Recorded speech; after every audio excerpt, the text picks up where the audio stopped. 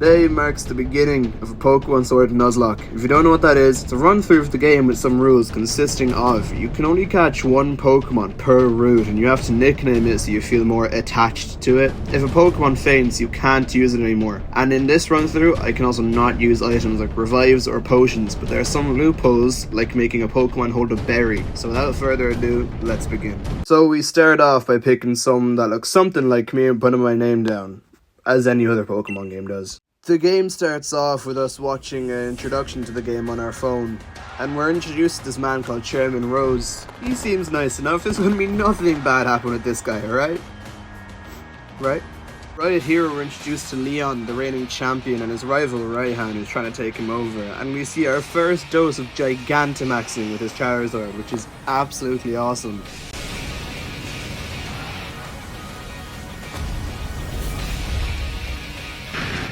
And with this marks the beginning of our Pokemon Sword Nuzlocke. Just like any other Pokemon game, we're in the comfort of our own home. Perfect privacy. No one's going to intrude in our privacy, right? We lock our door. God, for some reason people like to walk into homes unannounced in these games. Anyway, this is our rival Hop. He's also our best friend, and he's the brother of Leon, the reigning champion, and he kind of just yaps to us. After Hop gives us some unnecessary attitude, we're on to pick our starters from Leon. You don't need to watch all of what happens there. I pick Sobble, I name it Water, we ruin Hop in our first battle, and we're on to capture our first Pokemon. Being able to catch Pokemon that just wander around makes it too easy. I have too much choice, so I have to only catch Pokemon that I find in the grass, and somehow I got the luckiest encounter. There's only a 5% chance of catching a Hoot-Hoot, and with the first gym being a grass type, this Pokemon is going to come in so handy. I'm so lucky that I got this. After originally naming the Hoot-Hoot Hedwig, I decided to break into other people's homes and invade their privacy, just like they do to us in these games. After finding nothing interesting in these houses, I meet Leon in front of the Pokemon lab and very eerily get creeped up on by a Charizard, and I'm not really sure how I feel about it. All that happens in the Pokemon lab is get given a Pokédex. There's about 5 minutes of content in there. I'm not going to show you all of it. That's all that happens. After the Pokemon lab, you get sent through Route 2 to go to the Professor's house, and Route 2 means new Pokemon. We find this C-Dot, who I end up naming Acorn, and he becomes a pretty important part of the team for a little while. I send out Hoot-Hoot first so I can level him up a bit, because he was a bit of a low level when I first found him, a level 6, and I need to get him a higher level so I can actually get good moves that I can use in the gym. And here comes our first trainer battle. We lead with C-Dot, or Acorn, so I can level him up a bit, so I can actually get the evolution, so I don't lose a Pokemon that easily. I was very risky here with how I led Acorn, because he could have died so easily. It was so risky, and I decided to have an existential crisis trying to figure out who I'm sending out next, but eventually I settled on sending out Water, because it's the highest level, strongest Pokemon, and I just wanted to sweep this team after getting the XP for Acorn.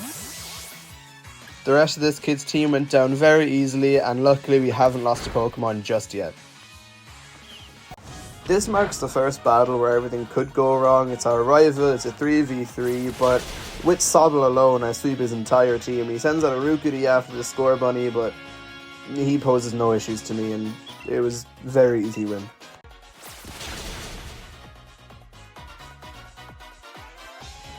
A Pokemon I forgot to record me capturing was a Vanillite named Cone, because he's an ice cream cone. I'm not very original, just bear with me. Sadly, I never got to use Cone, because in this fight, the first trainer fight that caused me issues, he got Circle thrown out, and I completely forgot my type matchups, and I just went for an Astonish without thinking, and he just got Circle thrown into the abyss. Type matchup super effective, and he's just gone instantly, the first battle he had. Unfortunately, this isn't the only loss we have. We had a very sad loss against Bede. The team posed no issues, but I stupidly didn't realise how much damage that Hatterene did to my Hedwig, and I just went for a pluck thinking I'd do more damage, and it did nothing. I was panicking at this moment, and it just ruined me. So this is the saddest loss of the series so far. Not much really happens from this point on. I catch a Rookity to replace Hedwig. I name it Burb.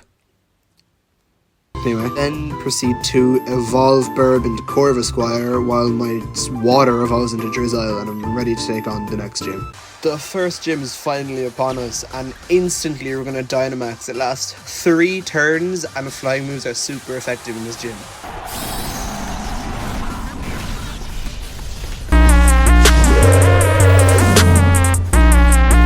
instantly we're going to KO his first Gossifleur with a single max airstream, easiest KO of my life. A max airstream brought his Gossifleur down to a red HP, making it easy for us to just finish it off with a pluck. KOing this Gossifleur with an explosion big enough to make Putin blush solidifies our first victory of the series, bringing the first episode to an end.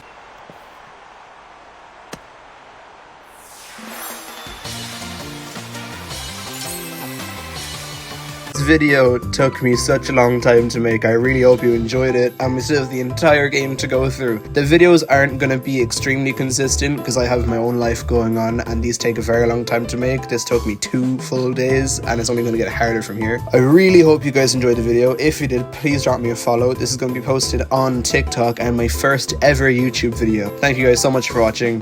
See you guys in the next one.